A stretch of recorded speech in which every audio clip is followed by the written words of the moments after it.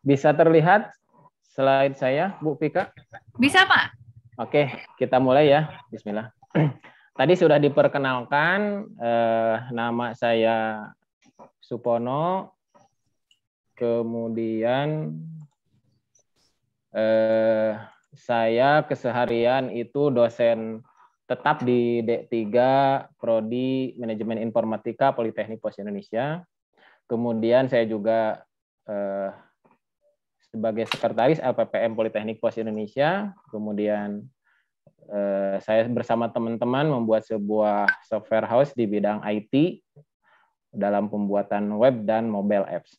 Kemudian saya juga aktif di beberapa komunitas dan lembaga kemasyarakatan untuk menyalurkan hobi dan kegiatan. Kalau di dosen itu ada yang namanya PKM ya, pengabdian kepada masyarakat.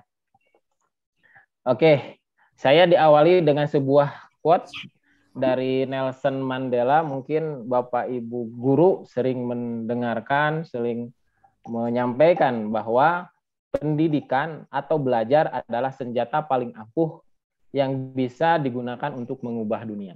Nah, poinnya adalah ada pendidikan, ada sesuatu yang diubah, dan lingkupnya adalah dunia, gitu ya. Berarti dengan kita belajarlah kita bisa mengubah dunia ini. Karena sekarang zamannya bukan zamannya perang gitu ya. Nah, senjata yang paling ampuh adalah bagaimana kita bekerja keras dalam belajar. Dalam hal ini menggapai pendidikan setinggi-tingginya. Nah, pendidikan di sini bukan hanya pendidikan secara formal, tetapi juga pendidikan non formal. Kalau kita lihat sejarah mungkin pernah dengar ada Presiden Amerika Serikat dari kalangan petani namanya Abraham Lincoln.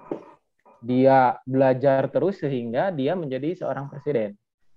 Kemudian di negara Cina ada yang namanya Jack Ma. Nah, Jack Ma itu kalau saya baca sejarahnya, beliau itu waktu SD sempat ditolak di sekolahnya. Karena apa?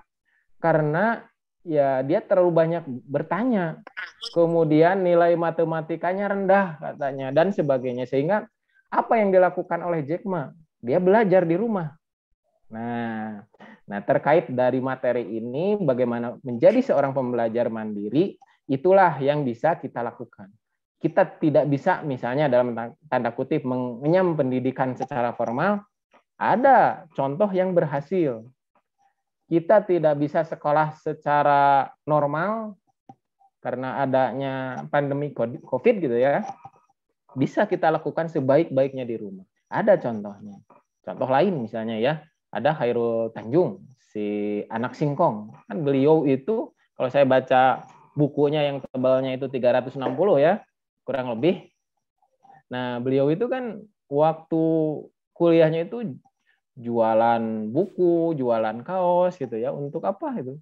Untuk menghidupi dia dan untuk bagaimana dia meraih pendidikan setinggi-tingginya. Supaya apa? Mengubah dunia. Nah, dia kan udah mengubah sesuatu nih, menjadi menteri pada era 2014 kalau nggak salah ya.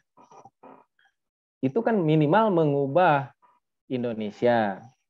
Kemudian dia adalah pemilik CT Corp ya. Corp, Trans, Bank Mega, terus apa lagi. Nah, itu kan media untuk mengubah dunia versi dianya. Itu ya. Jadi poinnya adalah dengan pendidikan tidak ada batasan seseorang untuk menggapai mimpinya.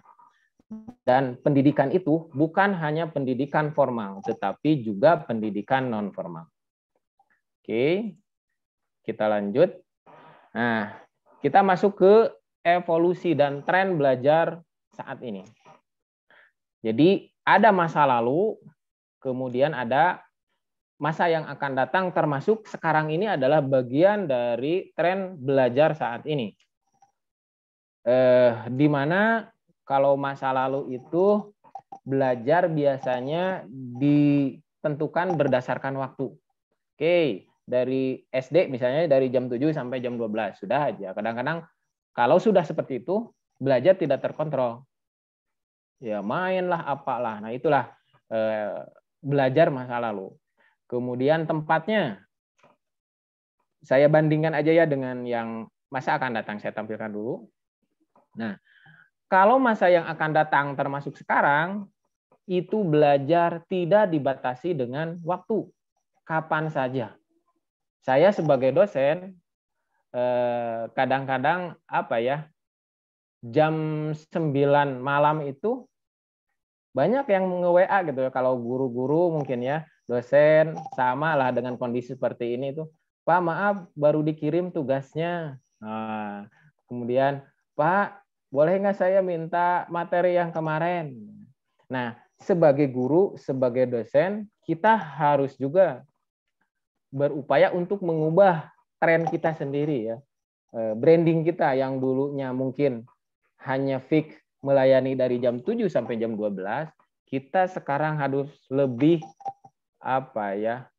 melihat lingkungan sekitar yang berubah, dan ke kita juga harus berubah.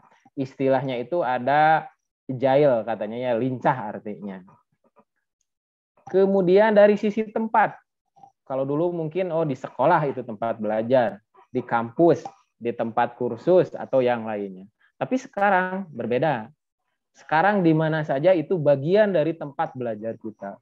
Kalau saya lihat ya di kafe-kafe gitu ya, orang itu nongkrong kirain apa? Ternyata lagi belajar online.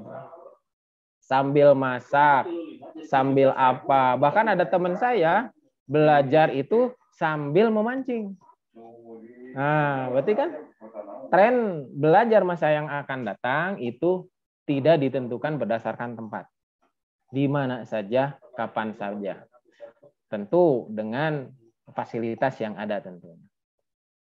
Kemudian yang berikutnya, kalau masa lalu itu guru yang mengajarkan, dalam hal ini biasanya satu arah ya. Nah, tren sekarang itu belajar itu interaktif. Jadi dua arah. Dan demokratif, artinya mahasiswa, siswa, kemudian pembelajar bisa memberikan kontribusi lebih terhadap materi yang diberikan. Nah, karena apa? Dengan adanya internet, sumber daya itu sangat melimpah. Bahkan mungkin ya, anak SMP, anak SMA itu lebih dari kita secara pengetahuan gitu ya. Nah, berarti kita sebagai pengajar, kalau saya ya, memberikan peluang untuk menyampaikan. Nah, itulah sisi-sisi dari demokratif dari kegiatan pembelajaran yang akan datang. Nah, apa fungsi dari guru? Guide. Guide itu apa? Ya, membimbing, mengarahkan sesuai dengan tujuan pembelajaran. Kalau di perkuliahan mungkin ada yang namanya satuan pembelajaran atau silabus atau apalah gitu ya, yang mengarahkan belajar itu sesuai dengan ujungnya adalah profil dari siswa atau mahasiswa tersebut. Kemudian yang berikutnya, kalau masa lalu itu fokus pada pengetahuan atau wawasan. Oh, gini loh, bahwa ini dan seterusnya. Tren sekarang ya, dan di masa yang akan datang, fokus pembelajaran itu adalah adaptif. Artinya apa adaptif itu? Melihat lingkungan sekitar seperti apa. Nah, jadi kalau dulu mungkin tentang virus, dijelaskan virus itu apa, penyebabnya seperti apa, kemudian cara menularnya seperti apa, dan seterusnya. Nah, kalau sekarang bisa jadi pembelajaran itu kebalik, berdasarkan adaptif. Yang sekarang seperti apa, kemudian kita bahas. Misalnya ya, tentang sekarang yang tren itu adalah COVID-19. Yuk kita bahas tentang COVID-19. Nah, sepertinya lebih menyenangkan gitu ya. Nah, kayak gitu. Yang berikutnya, dari media atau sumber daya. Mungkin kalau zaman dulu saya gitu ya, SMA gitu ya, karena saya angkatan 80-an. Pembelajaran itu terbatas. Internet mungkin hanya beberapa jam saja gitu yang bisa saya akses. Tetapi dengan adanya sekarang internet yang melimpah, sumber pembelajaran yang banyak, itu membuat saya bisa memilah-milah, bisa bermacam-macam sumber pengetahuan dari situ. Nah, itu ya. Jadi kalau yang dulu terbatas, kadang-kadang kan guru, oh tolong ini baca buku ini. Nah, kalau sekarang dari buku, dari majalah, bahkan sekarang kan ada video, audio, grup, dari WA mungkin ya, messaging, sosial media, itu bisa kita ambil sebagai sumber referensi untuk pembelajaran tentunya. Yang berikutnya adalah teaching center. Artinya kalau masa lalu itu guru yang mengajar, dosen yang mengajar, trennya seperti itu. Mungkin yang sampai sekarang juga seperti itu ya. Tetapi ke depan trennya adalah learner. Learner itu adalah yang belajarlah, atau murid mahasiswanya yang belajar. Sebagai senternya ya pengetahuannya. Banyak belajar mahasiswa itu. Jadi guru itu mungkin sedikit menerangkan. Bahkan yang saya tahu ya, kalau di kampus-kampus itu mungkin materi itu ya kurang lebih maksimal itu 50% lah. 50%-nya itu mungkin ya mahasiswa harus nyari untuk mendapatkan lebih. Nah, itu ya. Jadi learner di sinilah kenapa muncul adanya tadi yang disampaikan materi ini, yaitu pembelajaran mandiri. Jadi learner center itu adalah kita belajar sebagai senternya. Jadi kitalah yang belajarnya. Tren ke depan seperti itu. Makanya kan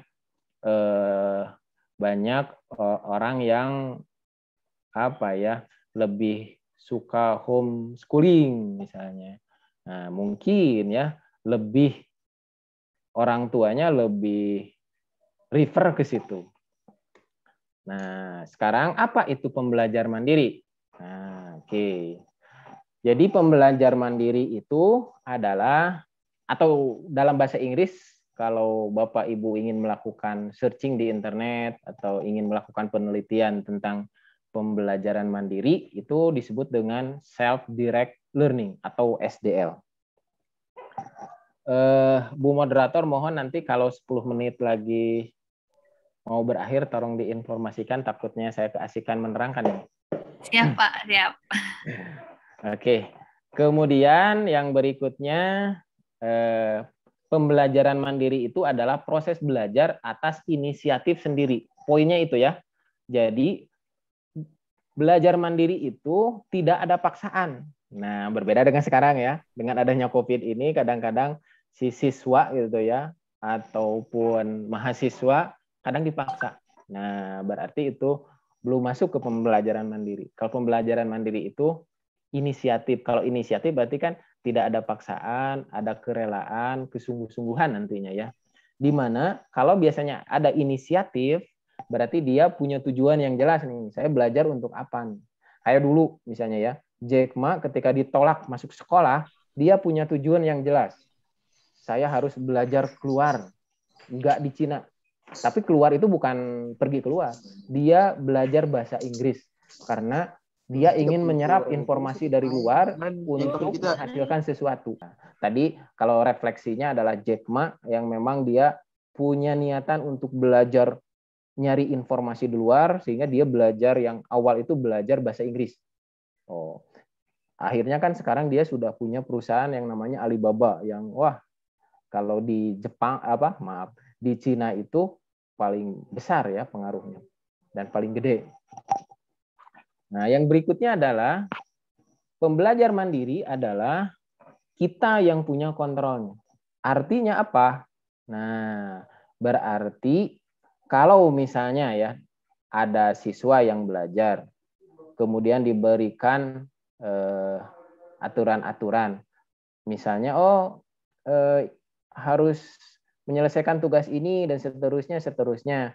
Nah, itu bagian dari controlling. Nah, ini juga adalah bagian dari controlling, tetapi kontrolnya itu ada di kita. Nah, jadi lebih besarnya itu kita. Nah, biasanya masalah yang paling banyak dalam pembelajaran mandiri atau belajar sendiri itu adalah psikologi learning.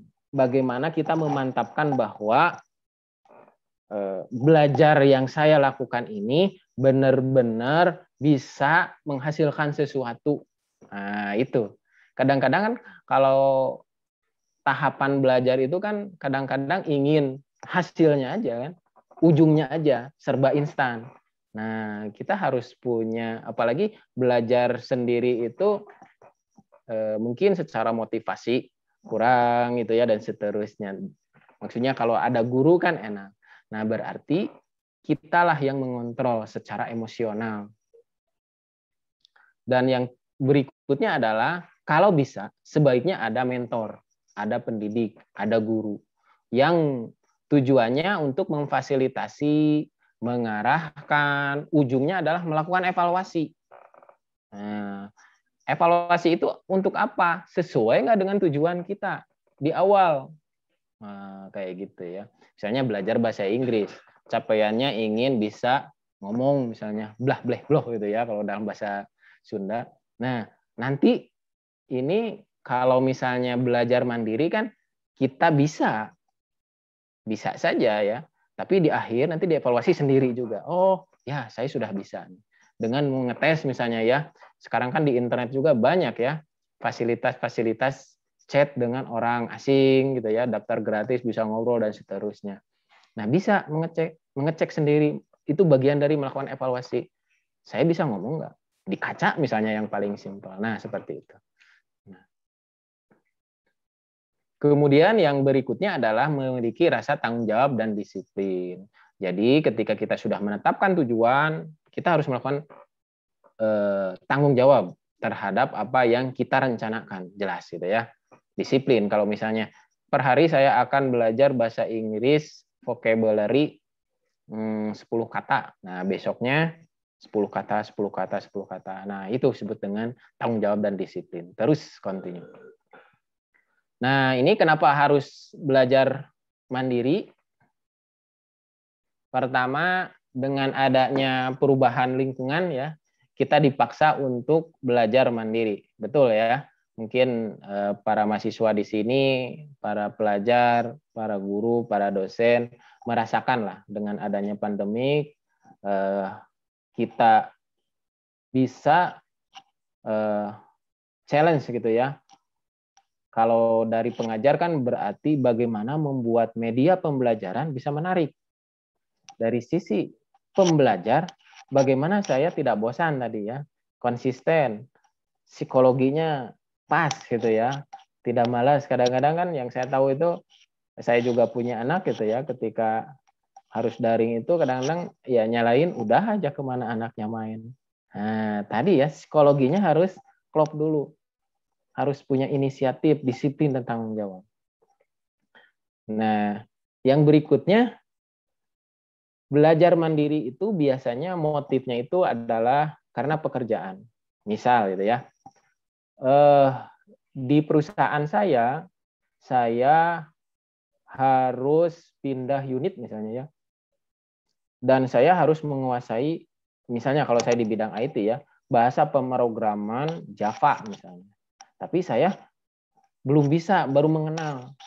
Nah, sedangkan untuk waktu kursus susah lah gitu ya. Berarti disitulah kita belajar mandiri. Nah, bagaimana caranya nanti? Nah, jadi intinya belajar mandiri itu bisa karena lingkungan, kemudian karena tuntutan pekerjaan atau profesi, atau memang kebutuhan gitu ya. Kalau tahun 2018 itu ada seseorang, dia punya 88 outlet. Kalau nggak salah FX Ricky ya kalau di Indonesia itu ya, lupa. Nah, dia itu padahal jurusan arsitek, tetapi karena kebutuhan mendesak gitu ya, kemudian dia di keluarga suka kuliner. Nah, dia akhirnya belajar mandiri itu bagaimana membuat black kebab kalau nggak salah itu ya. Black kebab gitu ya, dari ya tadi ya, dari mulai menetapkan tujuan dan seterusnya, menekuni tanggung jawab, disiplin, akhirnya dia berhasil. Nah, itu ya. Jadi belajar mandiri juga punya motivasi cita-cita untuk sesuatu. Tadi, karena internet itu sumber dayanya sangat melimpah saat ini. Nah, berarti tinggal kitanya aja. Kita punya inisiatif tidak? Nah, yang berikutnya. Nah, belajar mandiri itu karena keinginan kita untuk upgrade, meningkatkan kemampuan atau kompetensi kita. Seorang guru misalnya ya, oh saya mah sudah tua misalnya atau dosen ya, nggak maulah belajar lagi. Nah, tetapi kebutuhan luar berubah. Nah, berarti kita harus berupaya juga untuk belajar mandiri. Berikutnya, nah di dunia pendidikan ini gitu ya, banyak yang mengarah ke pembelajaran mandiri. Contoh ya, RPL. Kalau di Poltekpos ada ya jurusan rekognisi pembelajaran lampau. Kemudian UT, Universitas Terbuka, di mana seseorang belajar mandiri di rumah, kuliah itu ya, belajar mandiri di rumah oleh kampus atau universitasnya disupport buku-buku, e-book dan seterusnya. Kita disuruh belajar mandiri di rumah. Kemudian ada PJJ, pembelajaran jarak jauh, PBL, dan yang lainnya. Jadi secara jalur formal, maksudnya ini sistem pendidikan di Indonesia pun akan mengarah kepada bagaimana seseorang itu bisa belajar mandiri. Nah tadi ya bahwa belajar mandiri ini peluangnya adalah besar karena apa? Sumber pembelajaran yang melimpah di internet.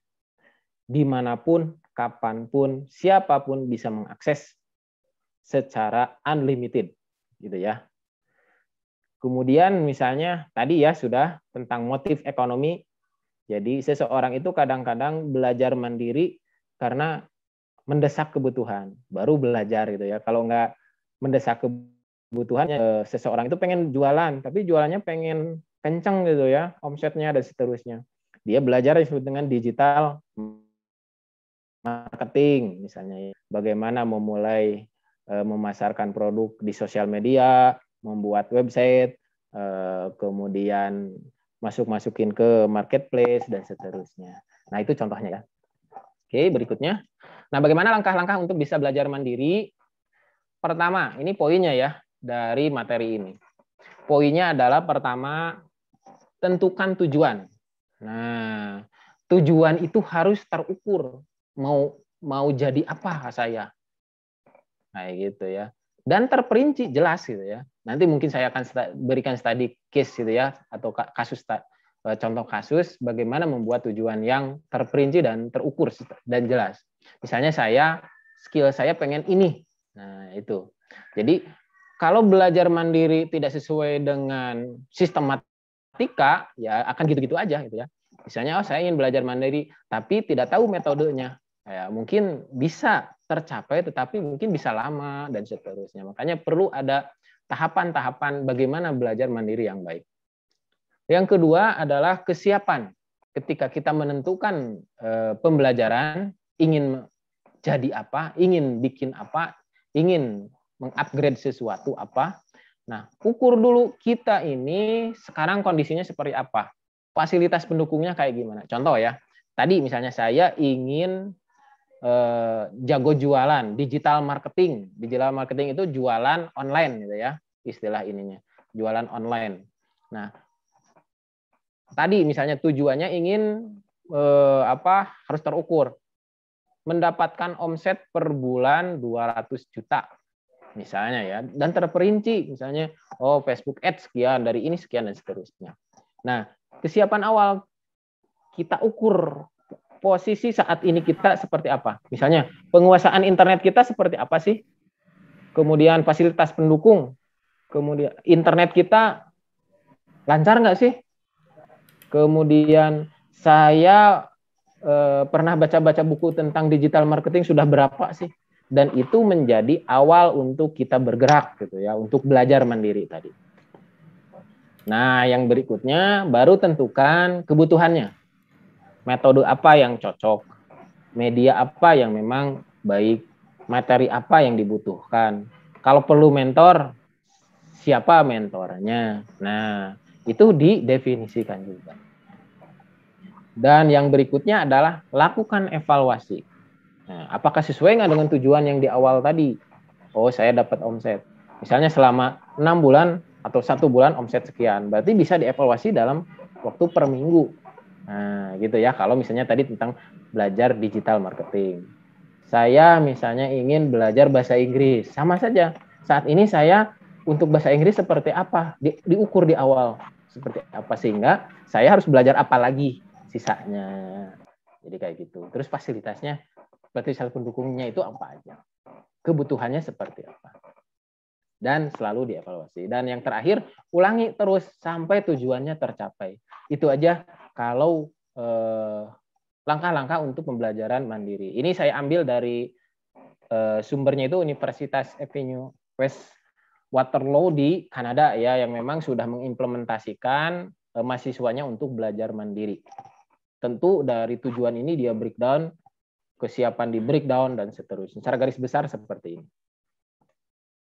Nah, yang berikutnya adalah setelah kita menentukan tujuan, kemudian kita juga punya dasar bergerak, misalnya ya tadi, oh bahasa Inggris itu ternyata saya ngomong aja gugup.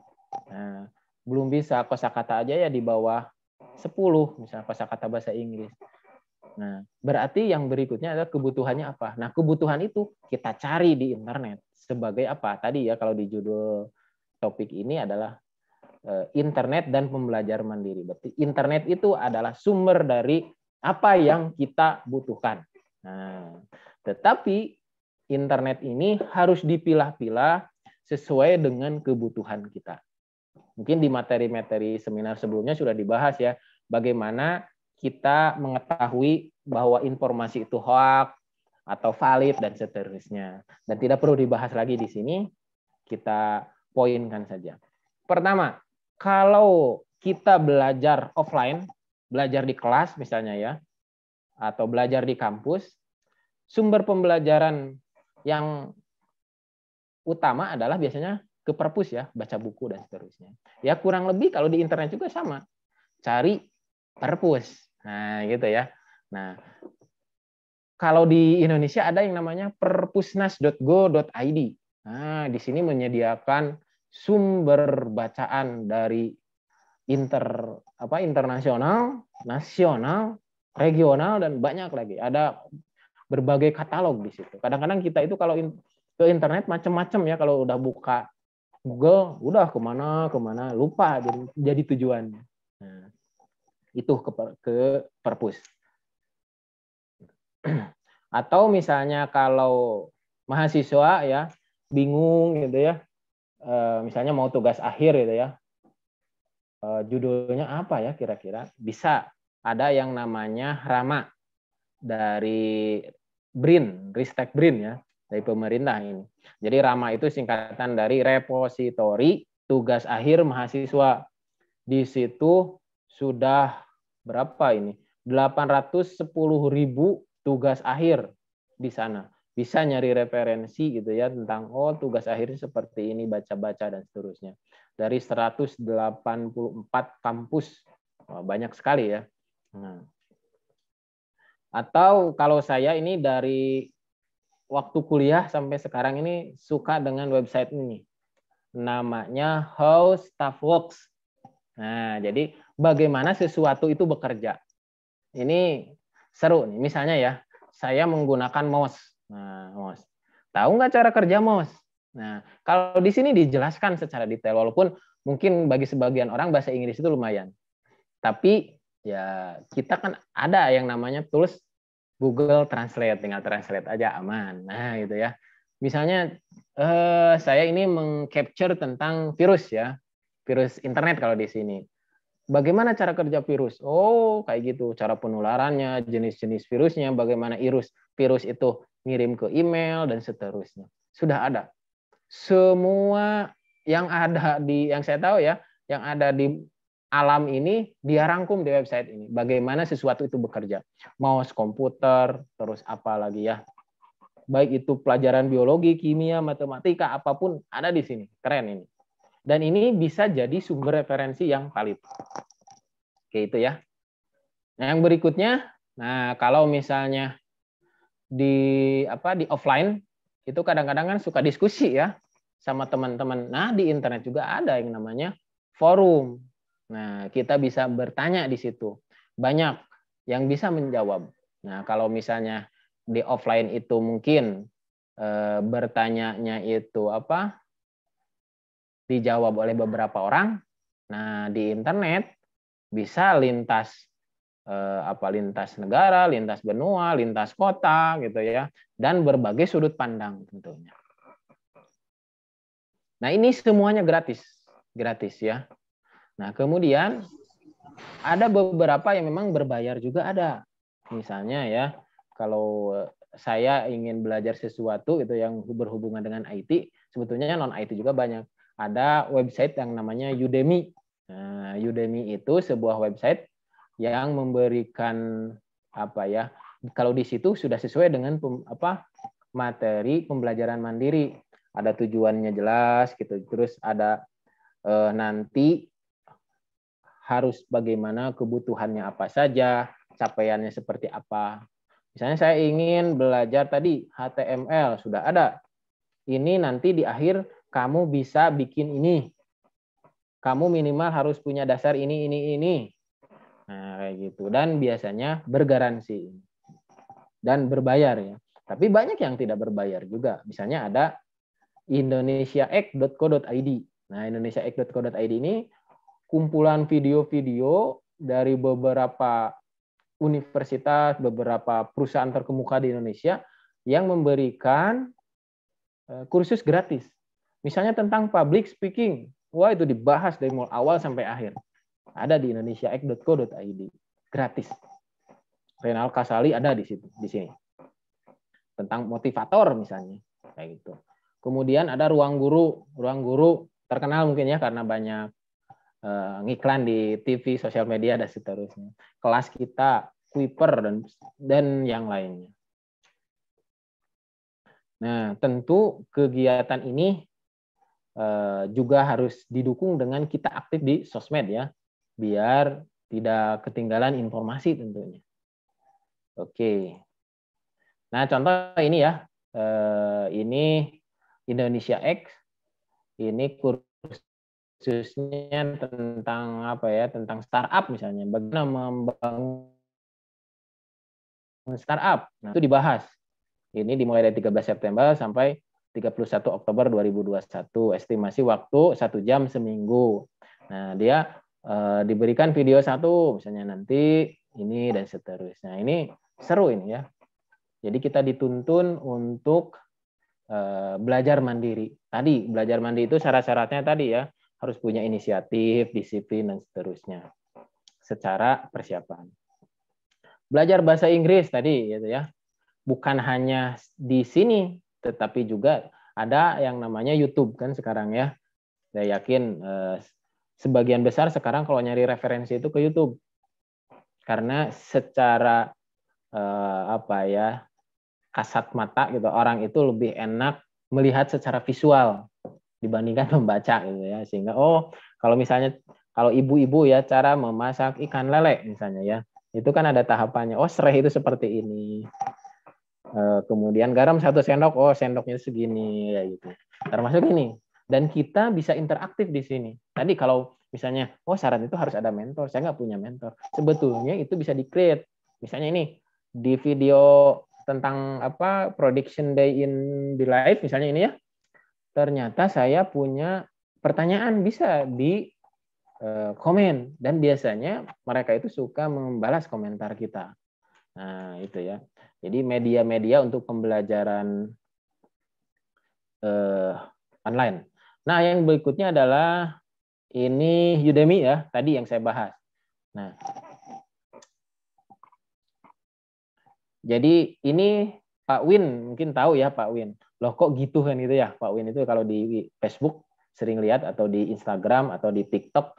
Nah, dia juga punya course di Udemy, harganya lumayan ya, 800 ribuan.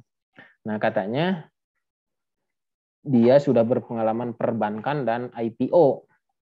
Kemudian apa yang akan dibahas? Cara mencari ide, mendapatkan peluang bisnis, membesarkan bisnis, manajemen toko online, memulai bisnis, melakukan pendanaan. Dan biasanya ini suka ada video demo. Nah, ini ada ya, video demo yang memang diberikan gitu sebagai highlight kalau misalnya kita ikut kursus seperti apa sih videonya, nanti dia akan menampilkan beberapa video gitu ya. Nah, ini langsung saja ke studi kasus gitu ya. Tadi ya, misalnya kan poin pembelajaran mandiri itu kalau secara sistematik kita minimal mempunyai 4 poin. Pertama, tentukan tujuan. Yang kedua, kesiapan, kebutuhan, dan lakukan evaluasi. Nah, tujuan misalnya saya ingin membuat website e-commerce nih, tapi dengan custom itu sesuai dengan saya, bukan yang umum itu ya. Memang saya membuat sebuah website yang memang berbeda dengan yang lain. Nah, berarti kesiapan saya untuk mencapai tujuan itu apa? Oh, saya sudah menguasai bahasa pemrograman. Oke. Kemudian secara peralatan sudah tersedia. Secara pembelajaran, misalnya akses internet adalah di rumah. Nah, gitu. Nah, contoh-contoh seperti ini. Jadi, nanti bisa untuk mencapai tujuan itu kita breakdown ya, maaf. Kebutuhannya apa? Misalnya ya, tadi mentor, kalau ada media pelatihan. Nanti setiap poin-poin ini bisa di breakdown. Media pelatihannya misalnya, oh saya ingin ke Udemy, ininya ini, dan seterusnya. Oh saya belum mengerti tentang payment, ditulis. Oke, saya harus menguasai tentang payment nih, butuh nih, kayak gitu. Karena saya kurang disiplin, harus ada timeline yang selalu mengingatkan saya untuk belajar. Nah, bikin timeline. Nah, itu ya. Nanti di testing gitu, apakah aplikasi misalnya tentang ini berjalan dengan baik, kalau enggak balik lagi. Terus aja seperti itu. Sampai ujungnya benar terjadi ini. Muter aja terus. Tadi ya, repeat, dibalik lagi, terus balik lagi, dan seterusnya. Sama ini juga ya. Jadi misalnya sebagai seorang siswa atau mahasiswa, saya ingin mendapatkan nilai A di mata kuliah X. Nah, kita lihat kesiapan saya. Oke, mata kuliah prasyarat udah lulus gitu ya dengan nilai bagus. Misalnya ada hal lain, misalnya kedekatan dengan dosen juga harus diperhatikan. Penguasaan materi saya gini dan seterusnya. Kebutuhan apa? Textbook misalnya, strategi belajar saya harus dirubah nih kalau ingin ini. Manajemen waktunya, pendukung dan seterusnya. Termasuk silabus modulnya itu kita detailkan apa nih yang belum paham, kemudian sangkutkan dengan pencarian di media internet.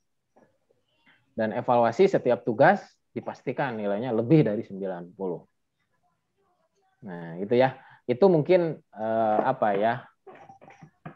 tentang pembelajaran mandiri itu ya. Ini tips aja bagaimana mencari materi di internet gitu ya, khususnya di Google.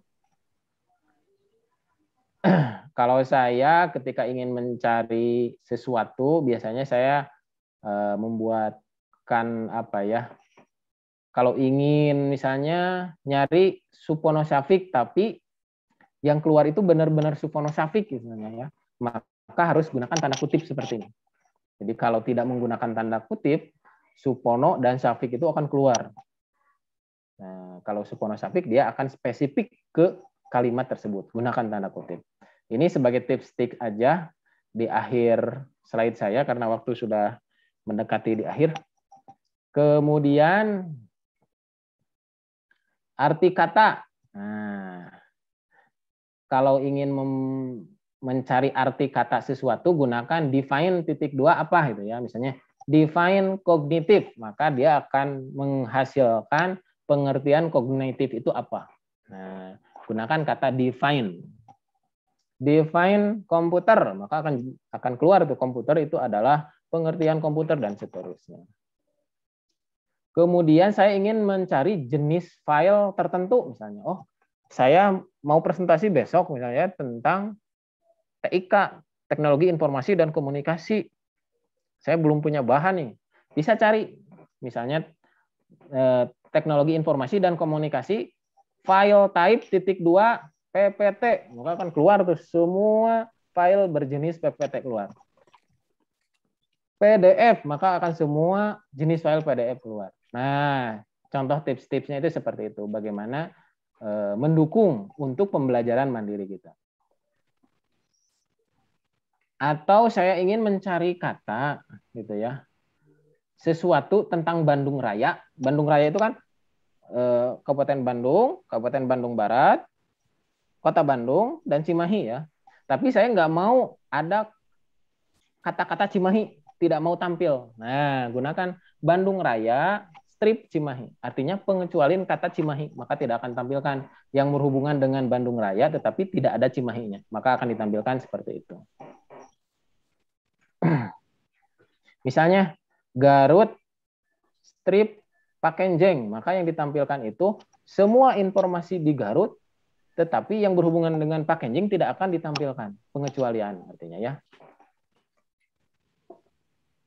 Ingin mencari di website tertentu, nah bisa dengan menggunakan site gitu ya. Misalnya saya ingin mencari website, mencari kata Supono di websitenya Poltek Pos ACID. Nah, ketik aja Supono site _Poltek Pos ACID. Pak Pono, punten waktunya 2 menit lagi, Pak. Oke, sip.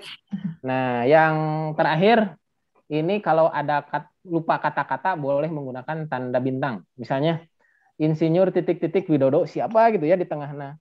Seharusnya kan Joko itu di tengahnya itu. Dengan menggunakan tanda bintang itu akan keluar. Nah, kadang-kadang kita lupa lirik, nah bisa menggunakan tanda bintang. Oke, karena waktunya sudah selesai. Ini tentang tahun gitu ya untuk mencari data misalnya sejarah Indonesia dari 49 sampai 55. Gunakan titik 3 kali maka dia akan muncul.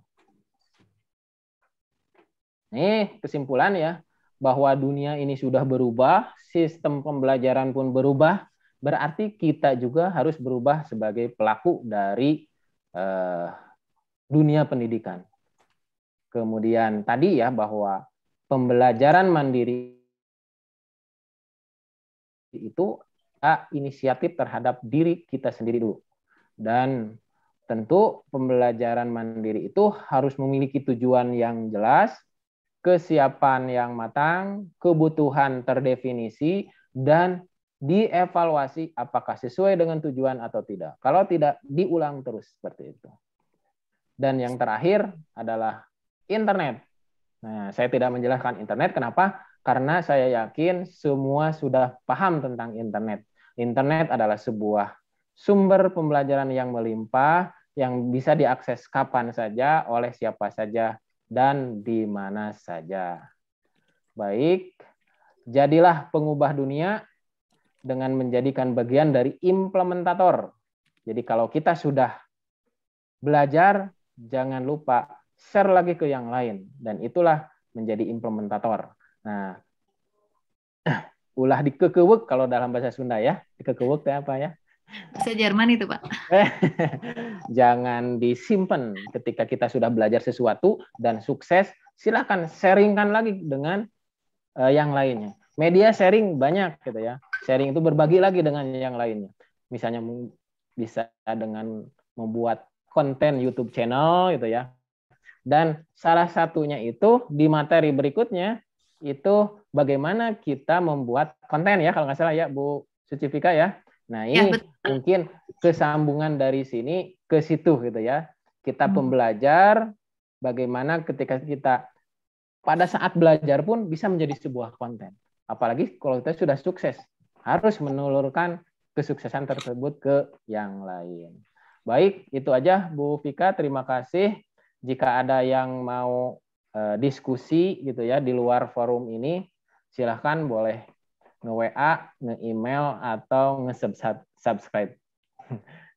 Terima kasih. Assalamualaikum warahmatullahi wabarakatuh. Waalaikumsalam.